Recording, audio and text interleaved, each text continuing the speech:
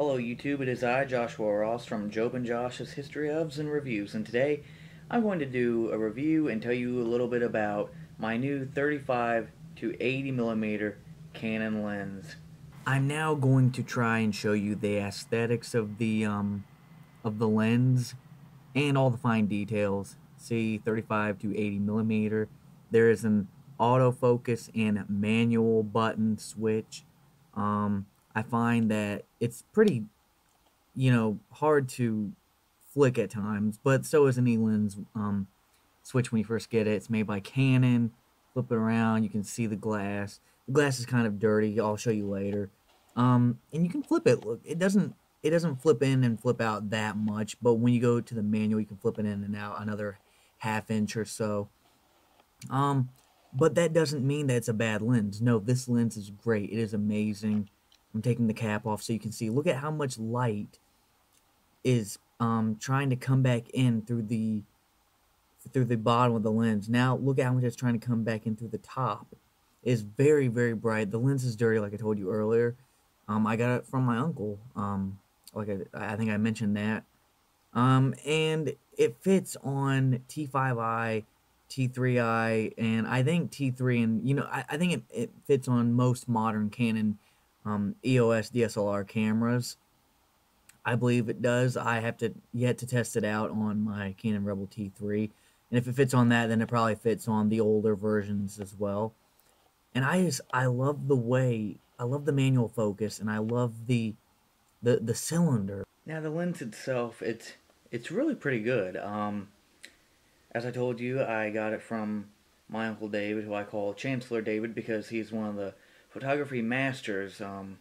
He's worked for many news stations, Channel 8, Channel 13, Channel 59, Channel 20, all in Indiana.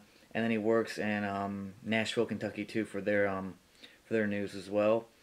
And if you're going to do things that I'd say require mid-range activity, mid-range shots, it is kind of it is a zoom lens, but it doesn't get super up close, but it doesn't get too far away. It's kind of like in the middle. I'll show you in the test shots. I'll show test pictures and test video, all indoors, because I know a lot of people, we all know what lenses look like outside.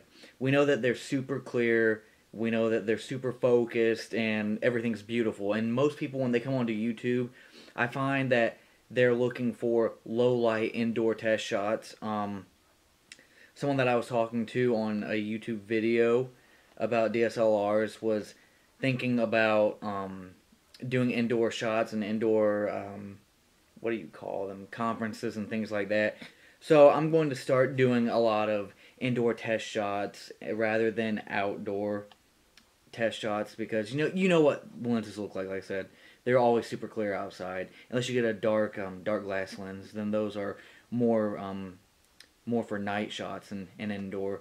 But the tests that I have done with this lens are amazing. I mean, this lens, being as old as it is, it doesn't have image stabilization. So your image will be kind of like a little wonky unless you have it on a tripod or you have a very tight grip on it. Like this. If you're like this, then you'll notice the image does kind of wobble with you. Kind of like what our eyes see. Our eyes have image stabilization too. But if you start moving fast enough, you can kind of see the warped view. That's what this lens basically gives you. If there's too much shake, if you're a really nervous person, kind of like I am, but I can control myself when I take videos and pictures. But if you're a really nervous person, yeah, this is not the lens for you unless you get the image stabilization. But it does have, like I said, manual focus and autofocus. I'll do tests of both. Although the autofocus, this being as old as it is, isn't really that good. It's really loud and it takes forever on newer cameras. Like my T5i, it goes for like 30 seconds before it will take a picture. So make sure you get the newer one, not an older one. Unless if you can handle that, then go for the older one, because the older ones are like $30 to $40, and the newer ones are about $100. Well, 80 to 100 depending on if they're used or new. And some of them even go up to like 130. It just depends on the specifications, IS, EF, things like that, manual focus, autofocus, image stabilization or not, the features, just go for what you're looking for. You're only as good as you allow yourself to be. So get ready for the test shots, and I hope you like it. I hope this inspires you to buy one. I love this lens. Right now, the manual focus is set to whatever's right in front of the camera. As you can tell, it would be this water bottle. My finger is blurred out, but the water bottle label is perfectly fine. And the background is blurred out. Now let's adjust the manual focus. And as you can tell, the background is still blurred, but over here it's pretty clear. And on the edges it's pretty blurred out, but that's because I don't have the, there we go, right there. Now I fixed it. Now the background is in perfect focus, while that was just a test of fully all the way around, because it's an old lens, so you can't just twist it like the new ones where you can just keep twisting over and over and over and over again. This one, it has like a stop point on it. Now the background, like I said, is in perfect focus, and the foreground is blurred out. And the farther away, like if I were to walk from the edge from this side to over where that bag is, I would gradually unblur out with this lens. I think it's the same for most lenses, but with every lens is different when it comes to how far away you can walk away before blurring out. I'm going to twist it again to show you this. Now the background's warped and the foreground is in focus. And I reached the end of the manual focus ring. And that is at 35 millimeters, or 35 millimeters. I'm going to do another shot with it a little bit closer. Now I'm at 50 millimeters, and everything is blurred out because, again, I have the focus ring all the way to the left. So I'm going to twist it a little bit. Now the background is once again in focus, except for right there. It's a little blurred, but the bag, again, it's because the bag is farther away. And over here is pretty in focus right here. The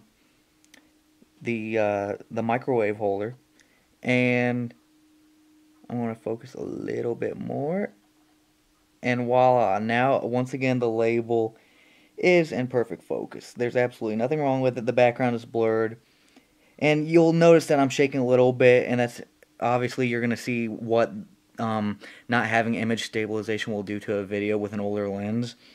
And it doesn't really bother me, because if you have After Effects, After Effects works best for this type of situation because it crops out parts of your video and zooms in on it slightly to take away most of the image stabilization issues like the shake and everything.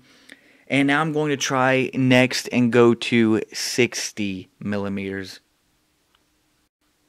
Now I am at 65. I tried my best to get to 60, but I just could not because it doesn't have a label on here. So I went for somewhere in the middle between 60 and 75, somewhere around there. Obviously, it's more zoomed in. It's even clearer. If you can tell, the text is pretty clear. It's not perfectly clear. It's not perfectly sharp, but that's okay. The background is perfectly blurred out from the left side over here, and the right side is blurred out, while everything in front of the foreground is perfect focus. Now let's flip this ring around right to there. Now the foreground is blurred, and the background on the right for some reason is blurred too, and the left side is perfectly in focus. There is a way that I can adjust this to get the whole background in focus. I did it earlier. Oh, no, I guess not. Now this side is perfectly focused, while this side is slightly blurred. But that is okay, because you know what? It's I'm still getting used to it too, so I'm kind of a noob with it also. Now I'm going to try and go to 80 millimeters this time, and we'll see what it looks like. Now I'm at 80 millimeters, and everything is blurred out. I think things that are really far away will be unblurred. That's because of the focus ring again, but things really far away will be in focus, and everything else will be blurred. So let me adjust this a little bit. Now, as you can tell, this side right here, the left side, is in perfect focus, and the foreground is blurred almost entirely. I really like this. I can notice the shake is very present, but that doesn't sometimes shake in video is good. Not so much in images, But in video, shake is good if you want to have like a monster chase or a fight scene. So don't worry too much about image stabilization unless you're in for unless you want like a perfect non-shake or just slight shake. I'm gonna focus again so that the foreground will be in focus and the background will be blurred. And there we go. This is as close as I can get with the millimeter, 80 millimeters. And I think that is even clearer than the 65. That is so weird. That is so cool. Always remember to drink water, but do not pour water on your cameras or to wash any electronics because that is a big no-no. I hope you learned something about this video. I really hope you go out and buy this. I would recommend it. If you get this version of it from 2002, I believe, it is worth it. I mean, I was excited to get it. I was excited that it actually fit my Rebel T5i. So it should fit all the Rebels, the T1i, I don't know if it fits the Rebel T3 or T4 without the eyes, the non-eye series. I don't know. It probably does. But I would highly recommend this. If you want to get the newer one that has image stabilization, go for it. Get it used, get it new. If you want to support the company, get it new. Because buying used products does not support the Canon company, or any company for that matter, except for the company that is selling used products. I would, if you can, I would definitely say get the older one. You'll save a lot of money. It's got great quality. You can fix the slight blur. There's just a slight blur. You can fix that in post. Just sharpen the image a little bit, and boom, it'll look HD. I'm going to do a few zoom ins and zoom outs and readjust this so you guys can see all of them at once.